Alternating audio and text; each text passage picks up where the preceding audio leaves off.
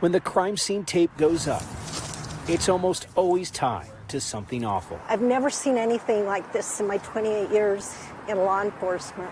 Police say it all began with the car in the drive-thru. So the driver of that vehicle was upset because the order wasn't what he ordered. The workers tried to make it right. At that time, we believe he brandished a firearm. It was officers who were called to the parking lot to try to resolve the matter. Knowing that he might be armed, they pulled him out of the vehicle as quickly as they could.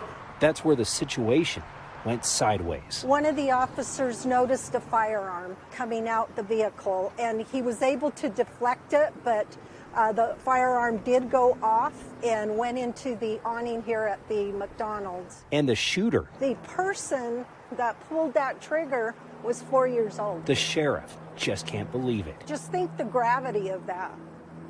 A 4-year-old was told, we believe, by the father to pull the trigger and shoot a police officer. The officer who deflected the shot suffered only a minor injury in the scuffle. He's a hero in my mind. He saved a life today.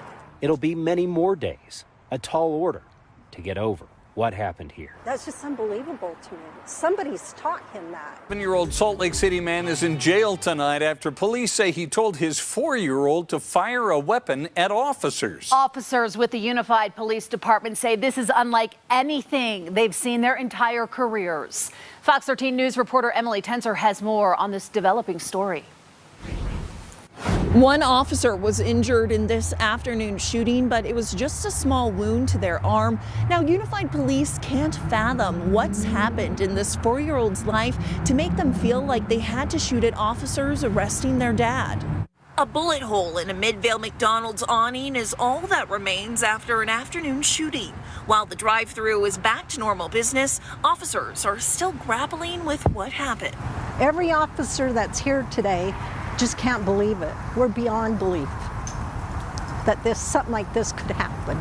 Sheriff Rosie Rivera says it started around 1:30 Monday when a customer got angry after his order was wrong. Employees told the man, 27-year-old Sadat Johnson, they'd remake it. That's when they told police he brandished a gun. The McDonald's employees called the police department, and Unified Police Department responded. Officers arrived and tried to arrest Johnson, who they say was not complying. An officer saw a gun go off from the back seat of the car.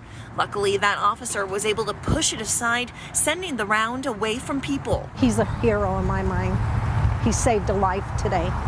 Police believe the shooter was a 4-year-old and that Johnson told the child to fire at cops. This is a child who thought it was okay to pull a firearm and shoot that firearm at police.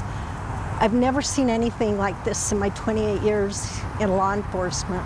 Child and family psychologist Dr. Douglas Goldsmith is also shocked by the shooting. He says children tend to react differently when seeing parents under arrest. They respond with fear, they respond with anxiety, they respond by crying. We have never seen a child, I have never seen a child try to harm or yell at or be angry with a policeman as retribution for arresting their parent. Goldsmith says young children model what they see and what they're taught at home. An older child may be able to take a moment to say, I'm not going to be shooting at the cops. The 4-year-old would think, this is really a bad choice. No, the child would think, Daddy's hurting. Daddy told me to do this. I'll do it. Both Goldsmith and Sheriff Rivera say this is a serious wake-up call to parents that what you show or tell kids can lead to life-threatening moments like this. That's just unbelievable to me. Somebody's taught him that, and that's the scary part. Unified Police say Johnson is booked on charges of felony child abuse and threatening the use of a dangerous weapon. Investigators are working with the Division of Child and Family Services to make sure the 2 kids in the back seat are safe moving forward. Reporting in Midvale, Emily Tenser, Fox 13 News, Utah.